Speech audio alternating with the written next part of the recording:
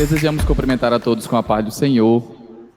É um prazer, irmãos, estar aqui nesta casa e nesta oportunidade, né, poder discorrer aqui no IAL Talks, para o nosso pastor Arthur, todos os professores aqui presentes, também comunicadores, e todas as turmas de teologia do IAL também convidados nossos também que aqui estão. É um prazer, né, ver esses rostos conhecidos de aulas, né, do IALT. É um prazer estar com os irmãos aqui. Eu pretendo ser bem sucinto na minha exposição e, como já foi nos apresentado, né, o tema sobre a reforma protestante e os grupos minoritários, eu acho muito propício, foi a justificativa que eu dei ao IALT, né, para estarmos discorrendo sobre esse tema. Acho muito propício estarmos falando sobre a reforma, já vista, né, o mês em que estamos, né, de aniversário da reforma.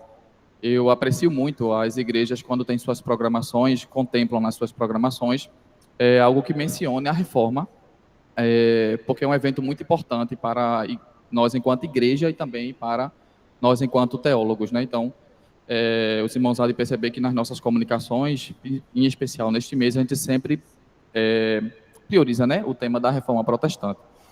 Então, eu já falei isso no IAL Talks do ano passado, e eu vou ser bem breve aqui, bem sucinto. Eu falei a respeito da literatura do Paulo Ferreira, ele é um assembleano, e ele tem um livro que fala da reforma em 4 tempos. E eu achei uma proposta muito interessante de colocar, fazer uma ilustração, né, uma comparação da reforma com o motor de 4 tempos. Se alguém aqui é da área da mecânica, né, deve saber até mais do que eu, a respeito dos 4 tempos de um motor, né? Esse motor que funciona com 4 tempos, né? E ele funciona geralmente assim. No primeiro tempo entra uma válvula que abre, uma válvula chamada de admissão, que é o primeiro tempo, e aí entra uma mistura ar-combustível, e aí ela empurra o pistão para baixo. Esse pistão, no segundo tempo, vai subir comprimindo essa mistura de ar-combustível, que é onde se dá o segundo tempo, que é a compressão. E aí, no terceiro tempo, dispara aqui uma centelha, né? Uma vela dispara aqui uma centelha, e essa mistura comprimida ela vai explodir. E aí se dá o terceiro tempo, que é a explosão, empurrando, né, novamente o pistão para baixo, que no segundo tempo vai fazê-lo subir novamente, abrindo aqui já uma outra válvula, que alguns chamam de descarga ou de exaustão, e aí os resíduos, né, eles saem. E esse ciclo ele é indefinidamente, né? Ele funciona indefinidamente até e fazendo com que o motor ele venha a funcionar, né? E aí eu queria assim, né, para a gente ficar alinhado, né? Se a gente puder repetir aqui, né? Primeiro tempo, admissão. Segundo tempo, terceiro tempo, quarto tempo, pronto. A reforma protestante, ela funciona. Eu acho que eu estou apertando certo. Aqui. E eu só trouxe 1 ou 2 textos, assim, para a gente ler, eu vou ser breve. E aí, nessa primeira mistura, nessa primeira mistura, simboliza a insatisfação popular gerada na pré-reforma pela frouxidão moral do clero e privilégios da aristocracia, que produziam revoltas em parte do próprio clero e nas classes sociais desfavorecidas. Não por acaso, essas classes eram chamadas de servos pelos senhores feudais. A insatisfação fosse propagando através de ideias que eclodiram por volta do século XIII. Occam e Wycliffe, por exemplo, né, são 2 marcos que se destacam nesse período. Então, esse foi a admissão, né, onde se gerou aí muitas insatisfações por causa do que já estava acontecendo em virtude da Igreja Católica, principalmente, em suas ideologias, né, em sua forma de se proceder na época. Num segundo tempo, foi o tempo em que as massas populares satisfeitas começaram a se revoltar aqui e ali, principalmente, né, contra o feudalismo, genericamente denominada de jaqueiras. Outros movimentos também apareceram, né, na época. Concomitantemente, essa insatisfação contagiou os governantes e a nobreza ao perceberem que os privilégios da igreja subtraíram deles parte expressiva do trabalho das suas rendas. Esse é o terceiro tempo, que é a compressão, né? A situação já estava, a pressão era muito, muito grande, ao ponto de bastava uma faísca que fosse para explodir, né? E essa faísca foi justamente o terceiro tempo aqui, né, que é da explosão. A centelha foi justamente a venda de indulgências, onde o estopim da reforma, né, propriamente dita. E aí chega o quarto tempo da reforma, que é o tempo renovador, em que se eliminaram os gases desejáveis, possibilitando o reinício do ciclo, né, que se reproduzirá indefinidamente.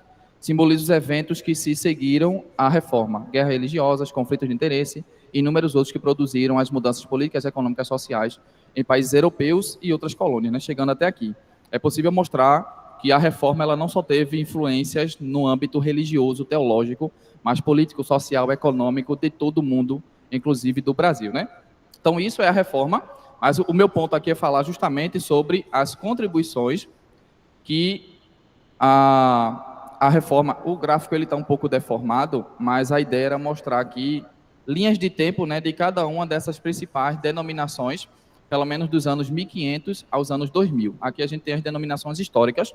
Certamente os irmãos que aqui estão fazem parte de igrejas, de denominações, de congregações ou comunidade de fé que vieram de algumas dessas denominações históricas. É verdade também que a partir dos anos 2000 nós temos muitas outras denominações que poderiam ser acrescentadas e faladas aqui, né? Mas o objetivo é mostrar que da reforma nós tivemos muitas denominações. E por que isso? Os irmãos vão entender logo mais. Mas nosso objetivo é falar sobre os grupos minoritários. E talvez essa história da reforma e das denominações que a gente falou aqui agora, os irmãos já conheçam. Mas os grupos minoritários talvez não sejam tão conhecidos dos irmãos. Principalmente, em especial, esses nomes que aqui estão. Eu acredito que nem todo mundo já tem ouvido falar sobre eles, né? Eu selecionei apenas 7, os que estão aqui, mas muitos outros poderiam ser acrescentados. A história vai mostrar, né? As contribuições, tanto positivas quanto negativas, desses grupos. Percebam, né, pelo o tempo, né, entre eles, que muitos foram bem anteriores à reforma e outros bem posteriores à reforma, né, mas cada um, a seu modo, deixaram suas contribuições, quer sejam negativas, quer sejam positivas, para o andar da reforma, né, propriamente dita, para o começo dela e os desdobramentos depois dela. E aí se destacam aqui, né, os cátaros ou os abiguenses, alguns falam abigenses, mas abiguenses, como falam os franceses, porque Abi é uma cidade lá do sul da França. E aí cátaros ou os abiguenses, cátaros vem de puros. Eles eram um grupo que se achavam assim muito perfeitos, né? Então eles achavam muito diferentes, né, em relação aos demais, tá? Mas eles eram muito contra as doutrinas da Igreja Católica. Então eles foram muito reacionários. Não só eles, como os valdenses também.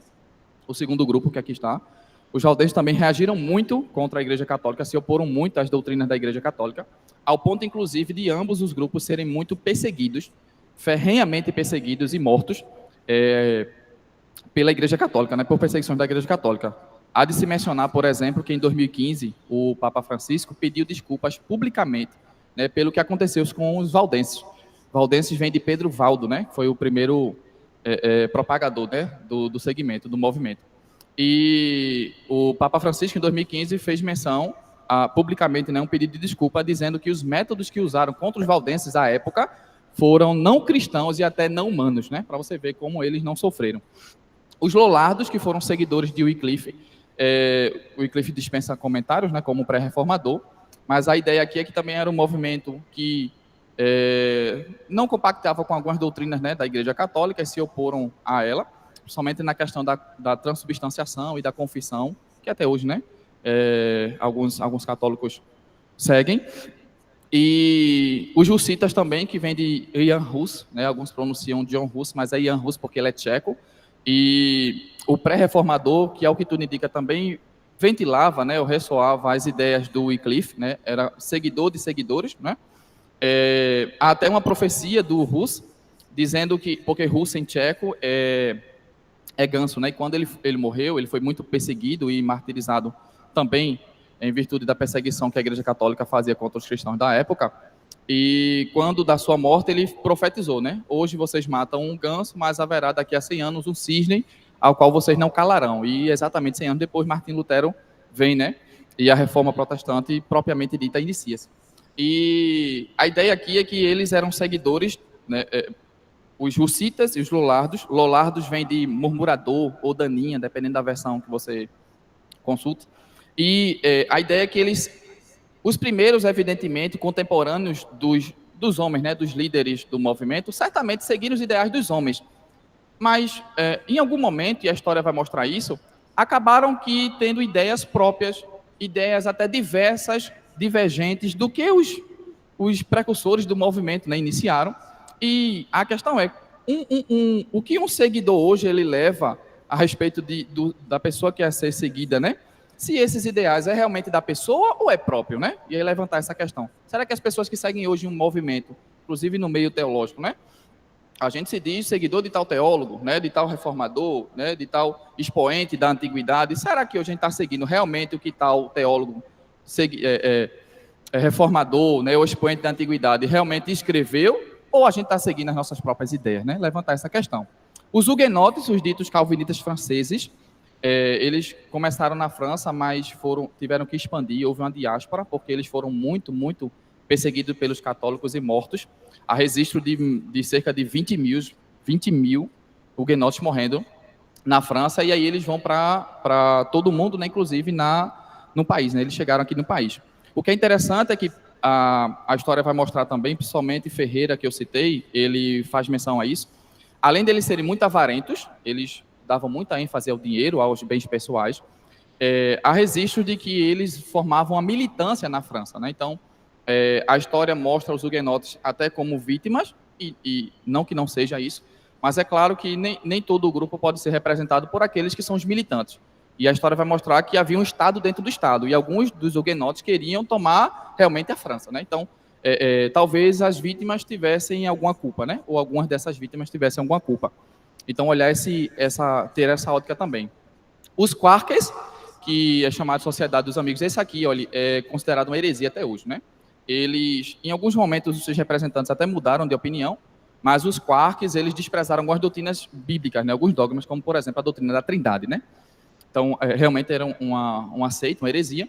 E os moravianos, esses aqui foram muito positivos. Eles contribuíram com as leituras diárias, as orações, as campanhas de orações, a evangelização não só individual, mas coletiva, de ter um coletivo de gente na rua evangelizando. Então, eles contribuíram com isso. Bom, eu até trouxe aqui um texto do Eyre, né, um livro de história do cristianismo muito conhecido de nós. E aí ele vai só repetir mais do que eu falei aqui, né? Na verdade, a unidade foi o ponto-chave da sociedade medieval, mas apesar dessa unidade, você tinha essas divergências com esses grupos minoritários que a gente acabou de citar, e muitos outros, né? E aí ele vai citar os albigenses e os valdenses em algum momento, e ele vai dizer que, apesar disso, aqui, ó, diferente dos monges e dos frades que procuraram realizar reformas internas, esses grupos, né, que eu citei e muitos outros, surgiram como revoltas externas para purificar a religião na última parte do século XI. A prática permanente da corrupção na vida e nos hábitos da hierarquia papal e a preocupação constante com as atividades seculares por parte do papado levaram muitos a reagir contra a falta de força espiritual que pareciam ver em suas igrejas locais. A maioria das informações que nós temos deles, é claro, né, não vieram deles mesmos, muitos eram reacionários e ativistas, então não deixaram nada escrito, né? A gente tem essas informações justamente dos grupos que se oporam a ele, mas nós temos essas informações hoje em literaturas de renome, né? Como a que está aqui. Mas a ideia seria a seguinte, né? Com base no que a gente viu das denominações lá atrás, herança da reforma, como eu disse, denominações as quais vocês estão representando aqui, nós estamos representando-as aqui. E com base nas informações que a gente agora aprendeu dos grupos minoritários. Esses grupos minoritários até hoje, em algumas literaturas, né, ou por nós, aqueles que conhecem e estudam, são negligenciados, são escanteados.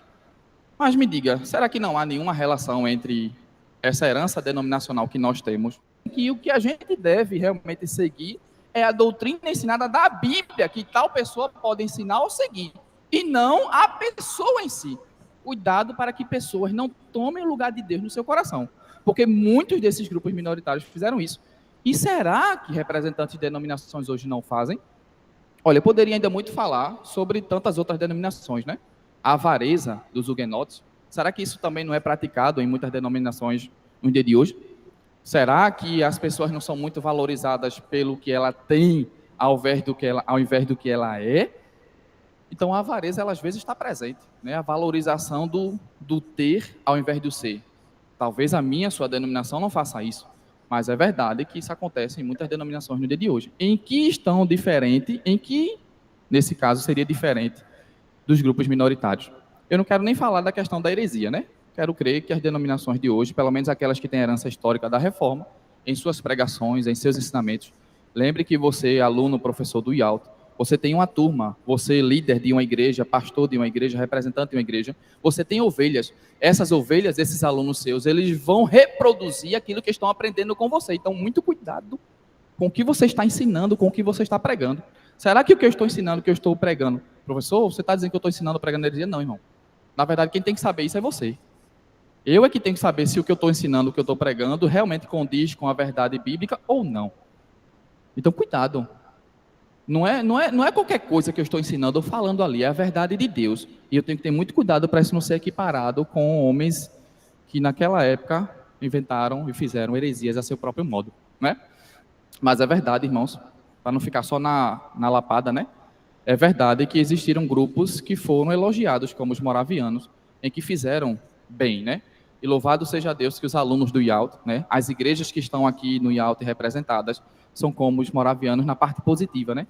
Em que oram ao Senhor, em que pregam a palavra, em que evangelizam, e isso é bom. Bom, mas a questão é, esse controle ele não gosta de mim não, já percebeu, né? E nós? Falando individualmente, eu e você, será que em algum desses pontos a gente não está deixando a desejar? Que isso fique para a nossa reflexão, amém? Que Deus abençoe, em nome de Jesus.